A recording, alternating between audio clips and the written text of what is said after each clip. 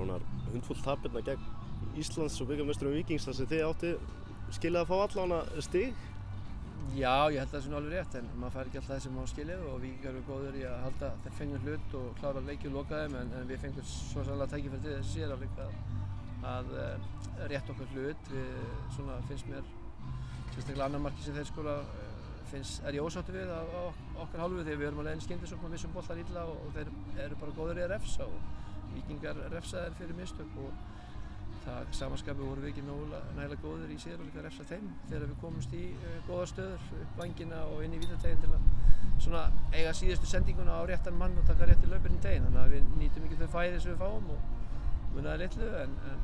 gefur okkur ekkert því miður, ekkert nema kannski trú og sjálfstraust á að við getum þetta. Það er atvik í leiknum, það er dæmt að okkur mark vegna rangstuð, ertu búinn að sjá það atvik? Nei, ég er ekki búinn að sjá það, ég bara veit ekkert það. Þetta er samt svo sannarlega frammistaðar sem hægt er að byggja ofan á? Já, við áttum mjög góðan leik fyrir vestan fyrir 3 dögum og aftur í dag og ég er ánægður bara með hvernig leikmenn eru að spila og hvernig eru að leggja svo mikla vinnu og við erum að sýna allavega framför núna finnst mér eftir töluverða svona erfiðar vikur og þá eru menn ennþá tilbúin að leggja svo mikla vinnu og sem er svo sem á ekki að vera vandamál en við erum líka að bæta okkur sem lið hvernig við getum fært boltan og spila á honum og fundið betri sóknarleiðir og það var ég ánægðastur með þetta því að Víkingar eru frábært pressulið og það er erfitt að spila í gegnum það en við náðum því oft á tíðu mjög vel og sköpuðum alveg nægilega mikið til að fá allavega stig út úr þessu en fáum ekkert og þannig er þetta bara. Það er áhugavert svona atvik sem á sér stað áður en að leikurinn hefst, Brynjar Gauti fyrir að velli 30 sekúndum eða uppásparkið verður? Já, hann meiddist í uppbytun og kom inn rétt fyrir leik og hélt að hann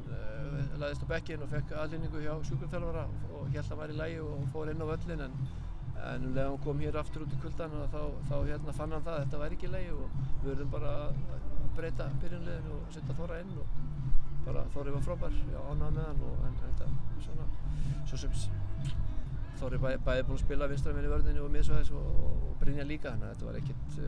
engin stórvægileg breyting en þurftum að gera þetta bara. Er þetta einhver alvarleg meiðsli? Nei, eins og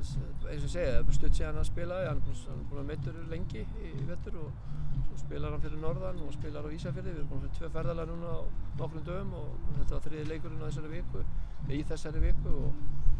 það er kannski bara aðeins svo mikið álag á stuttum tíma fyrir hann eftir að hafa verið lengi frá.